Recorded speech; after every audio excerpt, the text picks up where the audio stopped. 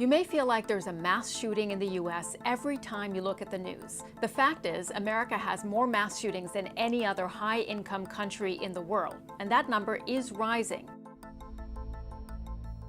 The FBI tracks mass shootings where 4 or more people are killed. Looking back over time, you can see that the number of these events and the fatalities have risen dramatically. And this decade is on track to follow that trend. So what is happening? There's a range of complex factors that lead to mass shootings, and each incident has its own unique set of circumstances. But one undeniable fact is that there are more civilian-owned guns per person here in the US than anywhere else in the world. In fact, when you break down the number of firearms in the US, it comes down to more than 1 gun per person.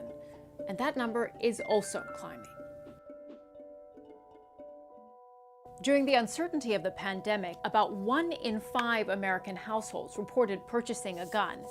That means that now, almost half of all American adults live in a house with a gun.